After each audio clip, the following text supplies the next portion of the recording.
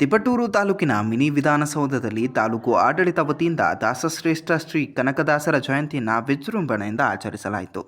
ಕಾರ್ಯಕ್ರಮದ ಆರಂಭದಲ್ಲಿ ಶಾಸಕ ಕೆ. ಷಡಕ್ಷರಿ ಅವರು ಕನಕದಾಸರ ಭಾವಚಿತ್ರಕ್ಕೆ ಪುಷ್ಪ ನಮನವನ್ನು ಸಲ್ಲಿಸಿ ಕಾರ್ಯಕ್ರಮಕ್ಕೆ ಚಾಲನೆಯನ್ನು ನೀಡಿದರು.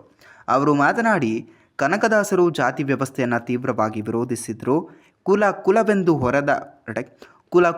ಹೊಡೆದಾಡದಿರಿ, ನಿಮ್ಮ ಕುಲದ ನೆಲೆ ಏನಾದರೂ ಬಲ್ಲಿರಾ ಎಂದು ಹಾಡಿ ಮನುಕುಲದ ಏಕತೆಗಾಗಿ ಸಂದೇಶವನ್ನು ನೀಡಿದರು.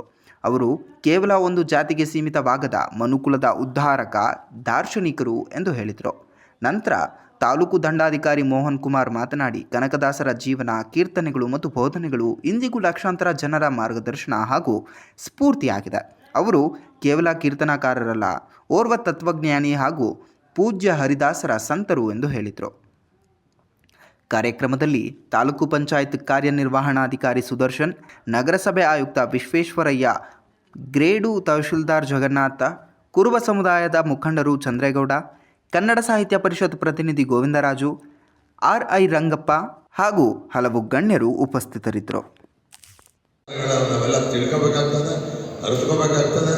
ಅದರಿಂದ ಇವತ್ತು ಸಮಾಜದಲ್ಲಿ ಬೇಕಾದಷ್ಟು ಜನ ಸಾಧಕರಿದ್ದಾರೆ.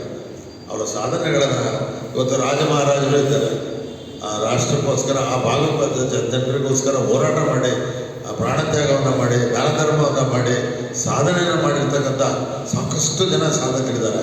ಆ ಸಾಧಕರ ಹಾಕ್ಕೊಟ್ಟಂಥ ಮಾರ್ಗದರ್ಶನ ಮತ್ತು ಆ ದಾರಿನಲ್ಲಿ ನಾವು ನೀವೆಲ್ಲ ನಡೆದಾಗ ಒಂದು ಸುಂದರವಾದ ಸಮಾಜ